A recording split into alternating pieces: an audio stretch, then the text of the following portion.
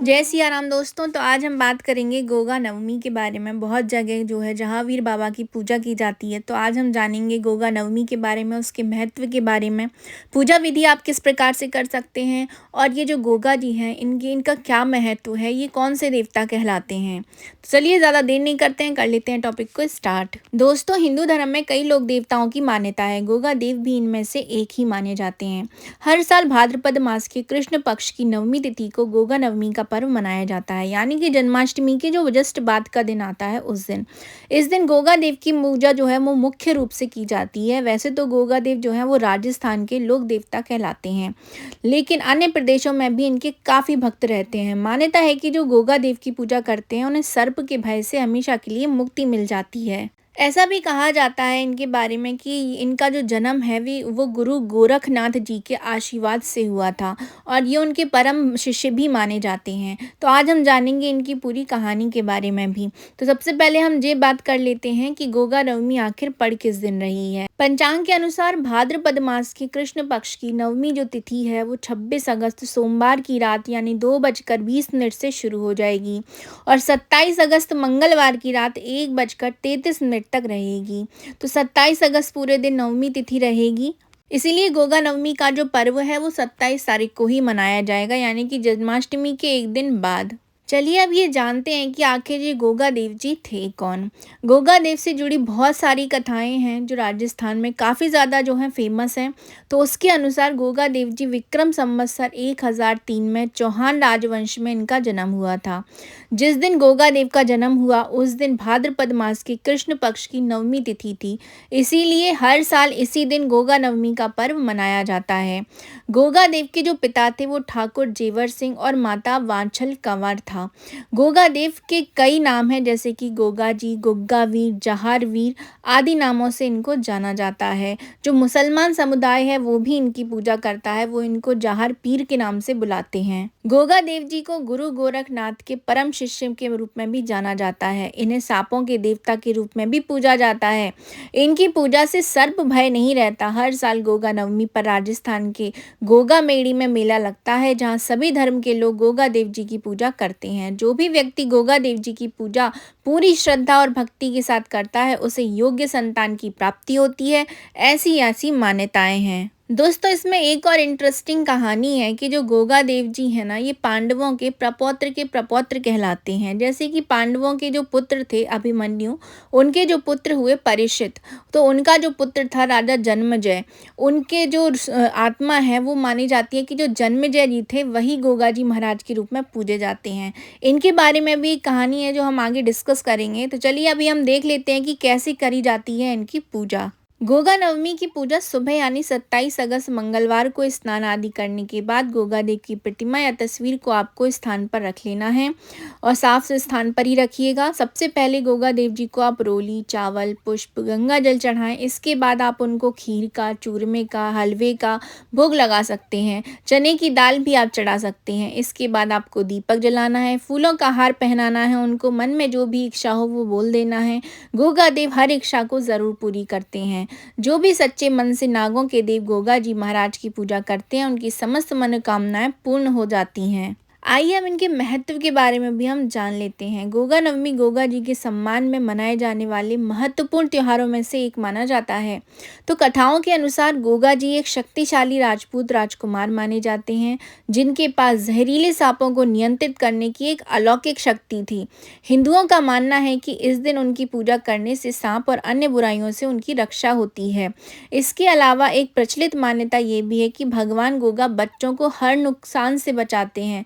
इसीलिए जो विवाहित महिलाएं हैं वो गोगा नवमी की पूजा करती हैं और उनसे अपने बच्चों की सलामती और लंबी उम्र के लिए प्रार्थना भी करती हैं। और तो और जो निसंतान महिलाएं होती हैं, जिनकी संतानें नहीं हो रही होती हैं या बहुत समय से उनको संतान प्राप्ति नहीं होती है, तो वो भी महिलाएं इस दिन जो है गोगा महाराज की पूजा करके उनसे जो है संतान प्राप्ति की कामना करती हैं। गोगा जी को गोरखनाथ का परम शिष्य भी माना जाता है। गोगा नवमी को गुग्गा नवमी के नाम से भी जाना जाता है। जैसा कि मैंने आपको अभी बताया कि जो गोगा जी महाराज थे, यानी कि जो जहार वीर बाबा थे, उनके पास सांपों को नियंत्रित करने की एक अद्भुत शक्ति थी। इसके पीछे भी एक बहुत ही इंटरेस्टिंग कहानी है, वो भी हम आगे जानेंगे। तो चलिए जानते हैं उस कथा के बारे में कि आखिर इनमें ऐसी क्या शक्तिशाली शक्तियाँ थी इनके पास कि ये सांपों को भी नियंत्रित कर लेते थे और बहुत ही ज़्यादा शक्तिशाली थे। चौहान वंश में पृथ्वीराज चौहान के बाद यदि कोई सबसे ज़्यादा प्रसिद्ध हुआ है तो वो गोगा जी महाराज ही थे। तो आइए जानते हैं इनकी कथा के बारे में। तो पांडवों में एक पांडव अर्जुन हुए। अर्जुन के जो पौत्र थे उनका नाम था परीक्षित। एक बार राजा परीक्षित के सिर पर कलयुग सवार हो गया। तब राजा ने आखेट के समय वन में कलयुग के प्रभाव में आकर अपने एक प्रश्न का उत्तर ऋषि शमीक द्वारा परिस्थिति वश न दे पाने के फलस्वरूप ऋषि के गले में मृत सर्प डाल दिया था। परीक्षित के इस कृत्य से अनभिज्ञ ऋषि पुत्र शंगी को जब यह ज्ञात हुआ तो उसने श्राप दे दिया कि जिस किसी ने अभी मेरे पिता के गले में मृत सर्प को डाला है उसे आज से 7वें दिवस तक्षक नाग डसकर मृत्युलोक को पहुंचा देंगे। राजा को जब यह ज्ञात हुआ तब उसने अपने लिए एक सप्ततल प्रसादा महल निर्मित करवाया, परंतु कड़ी सुरक्षा के पश्चात भी तक्षक नाग प्रसादा में प्रवेश कर गया और राजा को 7वें दिन डस लिया।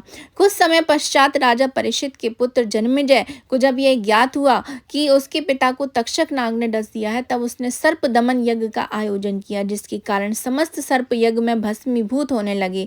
तत्पश्चात माता मनसा देवी के पुत्र आस्तिक के सत प्रयत्नों से नागों के प्राणों की रक्षा हुई। ऐसी कथा है कि जब राजा जन्मेजय की मृत्यु हुई तब नागों ने जन्मेजय की आत्मा को पाताल लोक में बंदी बना लिया था। कलयुग में जब माता बाछल ने गुरु गोरखनाथ जी की सेवा की तब उनकी सेवा से प्रसन्न होकर गुरु गोरखनाथ जी ने उनको एक तेजस्वी पुत्र का वरदान देने के लिए पाताल लोक की ओर वो प्रस्थान कर गए। वहां से वे राजा जन्मेजय की आत्मा को गूगल में छुपा करके जाने लगे। तब नाग भी उनका पीछा कर रहे थे। जब गोगा जी धरती पर आए तब भी तक्षक नाग ने उनका पीछा नहीं छोड़ा और उनके हाथ से गूगल छीनकर निगल गया। सौभाग्य से वहां पर एक युवक प्रक्षालन यानी कि साफ सफाई का कार्य कर रहा था। जब उसने देखा कि साधु के हाथ से नाग ने कुछ वस्तु निगल ली है तब उसने नाग पर झाड़ू के डंडे से प्रहार किया, जिसके कारण गूगल जो थी वो तक्षक के मुंह से नीचे गिर गई और नीचे पड़ी जो गूगल थी वो गोरखनाथ जी ने उठा ली और उस युवक को वरदान दिया। उसके बाद गुरु गोरखनाथ जी ने वो गूगल उठा करके माता वाछल को दे दी और उन्होंने उसको ग्रहण कर लिया और ऐसा वरदान दिया कि इस गूगल से उत्पन्न बालक बड़ा ही सिद्ध पुरुष होगा, जिसके भजनों का तुम लोग गायन करोगे। ऐसा कहकर गुरु गोरखनाथ जी अंतर ध्यान हो गए। तक्षक नाग भी निराश होकर पाताल लोक को लौट गया। इस प्रकार से राजा जन्मेजय ही गोगा जी के नाम से विख्यात हुए। दोस्तों, महापुरुष गोगा जी जाहर वीर हिंदू, मुस्लिम, सिख सभी संप्रदायों के लोक देवता माने जाते हैं। यह पीर नाम के रूप से भी प्रमुख प्रसिद्ध हैं। यह गुरु गोरखनाथ जी के प्रमुख शिष्यों में से भी एक थे। इन्होंने तंत्र विद्या की जो शिक्षा थी वो गुरु गोरखनाथ जी से ही प्राप्त की थी। चौहान वंश में राजा पृथ्वीराज चौहान के बाद वीर गोगा जी ही अधिक ख्याति प्राप्त राजा थे। गोगा जी का राज सतलुज से हांसी हरियाणा तक था। लोग पूज्य देवता वीर गोगा जी को सांपों के देवता के रूप में भी पूजा जाता है। लोग इन्हें गोगा जी चौहान, गुर्जर, गुग्गा, जाहिर पीर या जाहर पीर के नामों से भी पुकारते हैं। काफी सारे प्रदेशों में इनके नाम का जागरण भी करवाया जाता है और नवमी तिथि के दिन राजस्थान के जहाँ इनका मंदिर है वहाँ पर मेले का आयोजन भी होता है और जागरण भी कराया जाता है। उसमें से भी बहुत एक खास बात है जाहर वीर गोगा जी में, जब हम जागरण करवाते हैं तो एक छड़ी का बहुत ज़्यादा महत्व होता है। तो आइए जानते हैं उस छड़ी के महत्व के बारे में। तो गोगा जाहर वीर जी की छड़ी का बहुत ज़्यादा महत्व होता है और जो भी साधक छड़ी की साधना नहीं करता उसकी साधना अधूरी ही मानी जाती है, क्योंकि मान्यताओं के अनुसार जाहर वीर जी वीर जो हैं वो छड़ी में ही निवास करते हैं। सिद्ध छड़ी पर नाहर सिंह वीर जी, सावल सिंह वीर, रक्ता वीर आदि अनेकों वीरों का पहरा रहता है। छड़ी लोहे की सांकली होती है जिस पर एक मुट्ठा लगा होता है। जब तक गोगा जाहर वीर जी की माड़ी में अथवा उनके जागरण में छड़ी नहीं होती है तब तक वीर हाजिरी ही नहीं देते हैं, मतलब कि वो जागरण में आते ही नहीं है जब तक आप उनकी छड़ी को ना लेकर के आएँ। ऐसी प्राचीन मान्यता है। ठीक इसी प्रकार जब तक गोगा जाहर वीर जी की माड़ी अथवा जागरण में चिमटा नहीं होता है तब तक गुरु गोरखनाथ सहित नवनाथ हाजिर नहीं होते हैं। छड़ी अक्सर घर में ही रखी जाती है और उसकी पूजा की जाती है। केवल सावन और भादों के महीने में छड़ी निकाली जाती है और छड़ी को नगर में फेरी लगवाया जाता है। इससे नगर में आने वाले सभी संकट शांत हो जाते हैं। जाहर वीर के भक्त दाहिने कंधे पर छड़ी रखकर फेरी लगवाते हैं। छड़ी को अक्सर लाल अथवा भगवे रंग के वस्त्र में रखा जाता है।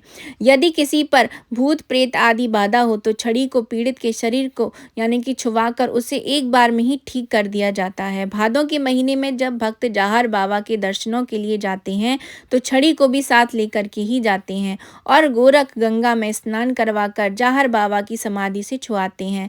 ऐसा करने से छड़ी की शक्ति कायम रहती है। तो इस तरीके से यदि आपके घर में भी इनकी पूजा की जाती है तो और आप भी जागरण यदि करवा रहे हैं तो जहार वीर बाबा की छड़ी का ज़रूर से ध्यान रखिए, क्योंकि यदि छड़ी और चिमटा नहीं होगा तो जहार वीर बाबा के साथ गुरु गोरखनाथ भी जो आते हैं वो नहीं आएंगे, यानी कि उनकी शक्ति ही नहीं होगी उस जागरण में। तो इस बात का आपको खास तौर से ध्यान रखना है। इनको संतान देने का देवता भी माना जाता है। तो जो भी स्त्रियां संतान की प्राप्ति करना चाहती हैं या संतान की इच्छुक हैं या योग्य संतान का वरदान प्राप्त करना चाहती हैं तो इनको जहार वीर बाबा की पूजा ज़रूर से करना चाहिए, क्योंकि ये लोक देवता हैं। तो जो कुछ क्षेत्र होते हैं वहाँ पर इनकी पूजा अवश्य रूप से की जाती है। तो ये थी मेरी छोटी सी इन्फॉर्मेशन जहाँ वीर गोगा जी महाराज के बारे में आया। आप सबको कैसे लगी है कमेंट बॉक्स में ज़रूर से बताइएगा। और आपके घर में भी क्या इनकी पूजा करना होती है तो ये भी आप मुझे कमेंट बॉक्स में ज़रूर से लिख करके बताइएगा। तो अभी मैं आपसे ले रही हूँ विदा। हम मिलेंगे नेक्स्ट वीडियो में किसी नई इन्फॉर्मेशन के साथ में। तो अभी के लिए जय जय सिया राम।